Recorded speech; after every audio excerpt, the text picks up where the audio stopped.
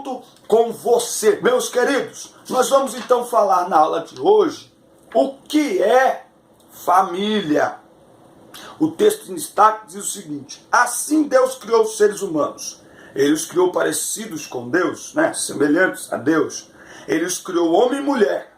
É por isso que o homem deixa o seu pai e a sua mãe para se unir com a sua mulher e os dois se tornam uma só carne, uma só pessoa. Eu já disse, eu tenho dificuldade com essa tradução da linguagem de hoje, porque a gente acostumou, Então, uma só carne, uma só pessoa. Bom, vamos lá. Muito bem, meus irmãos, mais um semestre então que se inicia com um tema muito importante para toda a igreja e para toda a sociedade. Ao falar de família, seu conceito bíblico, nós seremos ajudados e ajudaremos a igreja a refletir sobre a origem e importância da instituição divina. Muitos dizem que a família, como a Bíblia mostra, está falida. O número de divórcios já ultrapassa o número de casamentos. Muitas pessoas estão enxergando a família e o seu casamento como algo descartável, do qual se desfazem diante de qualquer problema ou situação. Essa geração tem dificuldade para lutar por aquilo que tem valor, mas não tem preço. Essa geração ama coisas e usa pessoas, mas nenhum sucesso supera o fracasso familiar. Então, nós vamos falar sobre isso, a origem da família, qual a importância da família e a família nos planos de Deus. Fique ligado. A origem da família. A Bíblia nos ensina que a primeira família foi instituída por Deus. Lembra que tem dinâmica no final da aula e um mural com fotos, hein? Assista a aula toda. Adão e Eva foram criados e colocados em um jardim, constituindo assim a primeira unidade familiar da história humana. Este é o evento em que chamamos de a instituição da família, a primeira organização social do mundo. O chamado de um homem e de uma mulher para formar um novo núcleo independente, onde o homem se une à mulher e estes formam uma única pessoa, uma só carne. Na matemática de Deus, 1 mais 1, quando se trata de família, não é 2, é 1. E agora já não são 2, agora são 1, tá certo? Eles se tornam uma só pessoa, uma só carne. Um núcleo familiar, com o objetivo de estabelecer a comunhão e cooperação mútua, de onde Deus poderia espalhar para todo mundo as suas bênçãos. A união de duas pessoas em uma única pessoa é o enigma que Deus usou para expressar a maneira como a família deve viver em comunhão e unidade. Você tem colaborado para manter a comunhão da sua família? É uma boa pergunta. O homem foi criado para viver em sociedade, jamais para viver só. E o primeiro núcleo social é exatamente a família. Interessante pontuar que a família é uma criação de Deus. Logo, toda vez que quisermos estudar e verificar qualquer assunto sobre família, responsabilidades, formato, a estrutura familiar, devemos olhar para a palavra de Deus e não para o que a sociedade hoje chama de família. É verdade que existem muitos arranjos familiares, Aqueles em que por motivos de morte ou até de divórcio, lamentavelmente, a mãe cria os filhos, o pai cria os filhos, os avós criam os netos, enfim. Mas família é uma instituição divina e, portanto, é formada por um homem e uma mulher unidos pelo casamento para construírem o seu próprio núcleo familiar e viverem juntos até que a morte os separe. Vamos repetir? Família é a união de um homem e de uma mulher, unidos pelo casamento, para construírem o seu próprio núcleo familiar e viverem juntos até que a morte os separe. Tanto é que no Antigo Testamento, Gênesis 2 e 24, está escrito isso, e depois nós vamos no Novo Testamento para ver que Jesus sacramenta isso. Gênesis 2 e 24, por isso deixa o homem pai e mãe e se une à sua mulher, tornando-se os dois uma só pessoa ou uma só carne. Aí você abre aí em Mateus, marca essas referências, leva para a sala de aula, é muito importante, viu? O material em PDF que eu estou lendo aqui, baixa no celular e manda para os seus alunos. É muito importante, eles chegam na aula com conteúdo. Olha aqui, Mateus 19, versículo 4. Não tendes lido que o Criador desde o princípio os fez homem e mulher e disse: por esta causa deixará o homem pai e mãe e se unirá à sua mulher, tornando-se os dois numa só carne, de modo que já não são mais dois, porém uma só carne. Portanto, o que Deus ajuntou, não o separe o homem. Então, A família é a base de tudo o que somos. O ambiente familiar nos prepara para a vida, porque foi assim que Deus estabeleceu que o homem viva em família. Qual é a importância da família? Já sabemos como ela foi criada e que a família é um presente de Deus para as nossas vidas, mas qual é a sua importância? Na família, aprendemos os primeiros passos e recebemos os primeiros cuidados em nossa vida. Diferente da maioria dos animais, o ser humano precisa de muitos cuidados ao nascer, pois ele não consegue fazer nada sem o auxílio de um responsável a fim de que cresça seguro e saudável. As relações com os nossos pais serão a nossa referência para a vida adulta, pois através da família em que habitamos, poderemos pensar e planejar sobre como vamos formar a nossa própria família. Então, o ser humano, ele é o único que ele nasce cercado de muitos cuidados, muito mais do que qualquer animal. O adolescente precisa tomar cuidado na relação com seus pais, porque a ideia que o adolescente tem é que o pai e a mãe estão sempre limitando eles, não deixando eles fazer o que eles querem. E por que o adolescente tem dificuldade de entender isso? Que o adolescente tem dificuldade de entender que amor combina com correção. Só que o adolescente, a geração de hoje, ela não quer ser amada, ela quer ser aceita. Aceita pelos grupinhos na escola, aceita pelos grupinhos de redes sociais. E para ser aceito, ele se expõe a perigos e convive com pessoas que não corrigem o que eles estão fazendo de errado. Pelo contrário, que motiva eles sem se preocupar com as consequências e que eles podem ferir, inclusive, quem mais os ama, que são os seus pais. Os chatos, os intrometidos, os antiquados, mas que haja o que houver, são eles, e não os pseudo-amigos. São os pais que acolhem, que ajudam em todos os momentos. Nos ajudam e acolhem nos momentos difíceis. E torcem por nós com todas as forças, mesmo antes de nossas conquistas. Então, família é lugar de comunhão. Veja, família é lugar de comunhão. O adolescente tem que entender o seu papel ativo na família, sendo um filho que agrada a Deus, obedecendo seus pais, pois a obediência dos filhos gera harmonia no lar. Mas a rebeldia dos filhos, a desobediência, traz tristeza, desgosto e transtornos familiares que podem levar até a destruição das famílias. Vamos ler Provérbios, capítulo 17. Provérbios 17 e 21. O filho estulto é tristeza para o pai, e o pai do insensato não se alegra. Depois tem Efésios 6, de 1 a 3, e eu gosto também de Colossenses. Colossenses, capítulo 3, você está fazendo as anotações aí? Anota aí, baixa o material. Colossenses 3 e 20, diz assim: Filhos, em tudo obedecei a vossos pais, pois fazê-lo é agradável ao Senhor. Então, família é lugar de comunhão. O maior erro de um adolescente é não abrir o coração para seus pais quando não está se sentindo bem. O maior erro de um adolescente é não ser verdadeiro com seus pais.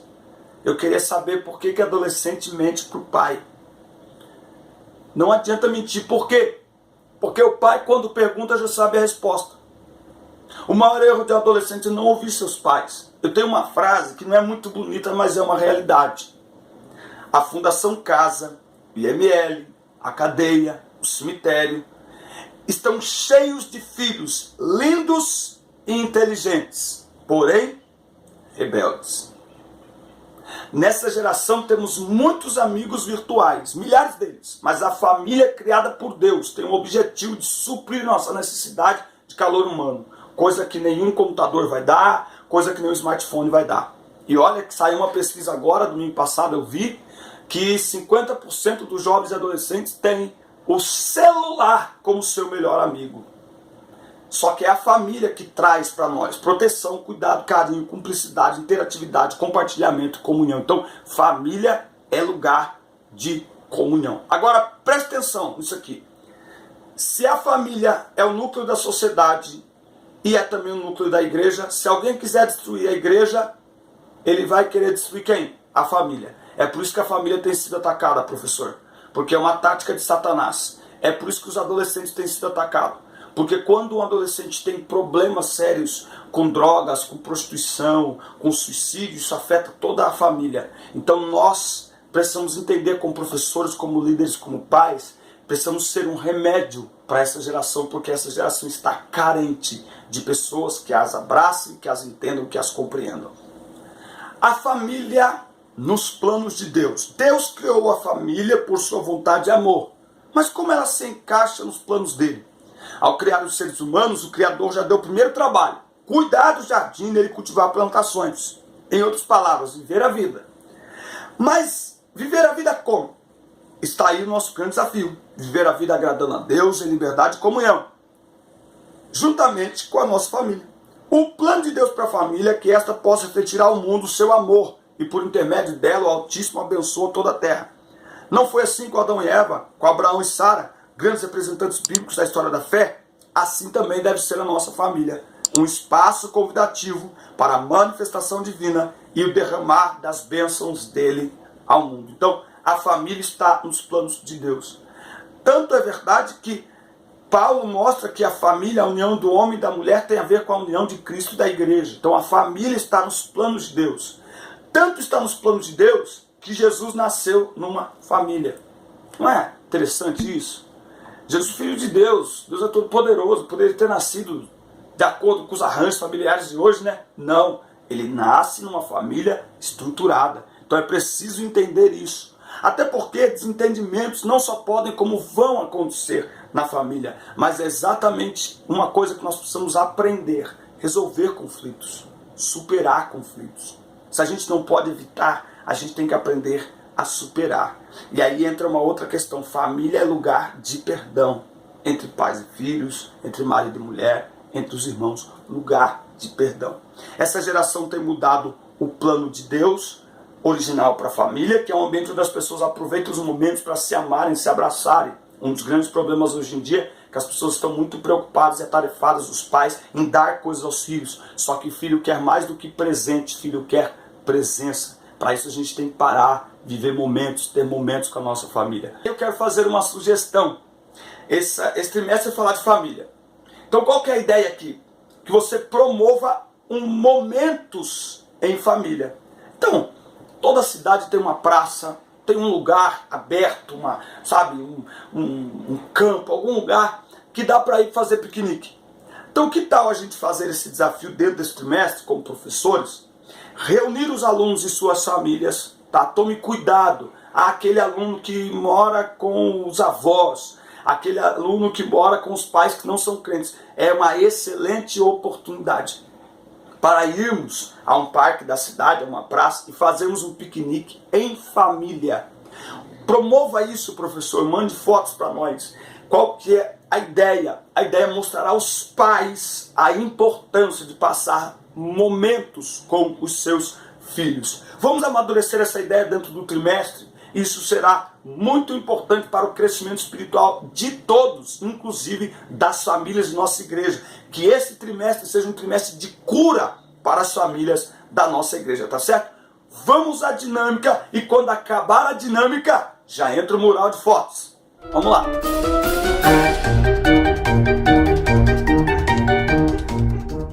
Chegando então com a dinâmica da bexiga. Você vai distribuir uma bexiga para todos os seus alunos. Não importa o número deles, distribua uma bexiga para cada um. Pessoal, a dinâmica de hoje é para medir níveis de estresse e irritabilidade.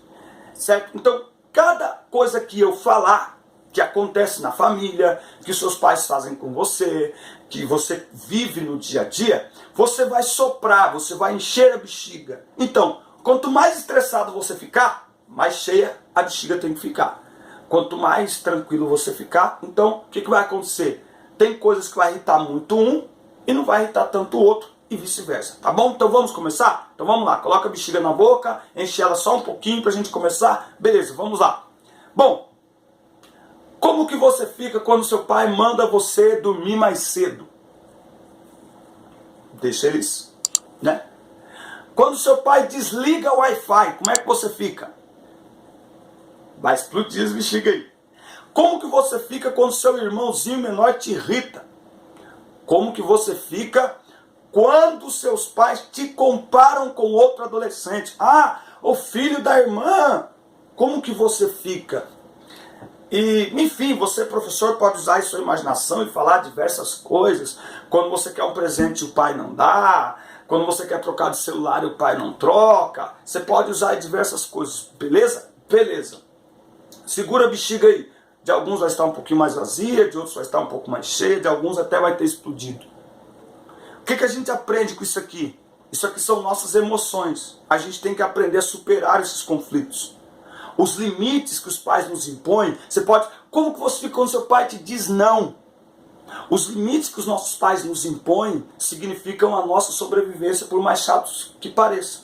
Muitos filhos estariam vivos ou estariam em liberdade se tivessem dado ouvidos aos seus pais. A Bíblia diz que o filho que obedece ao pai, ele é agradável diante de Deus. Obedecer aos pais é agradável, certo? E aí você pode terminar essa dinâmica da seguinte maneira. Pessoal, pega essa bexiga que está na sua mão e solta ela, solta ela.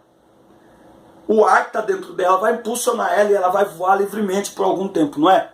O que a gente aprende com essa parte da dinâmica? A controlar as nossas emoções e a dar vazão às emoções ruins.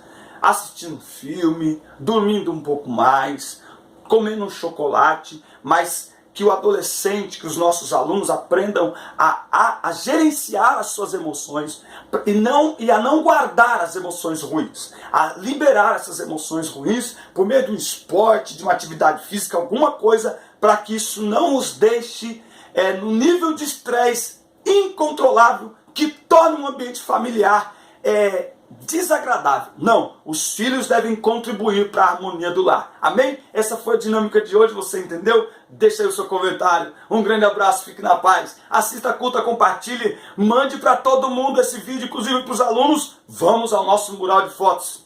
Até domingo que vem, Deus abençoe.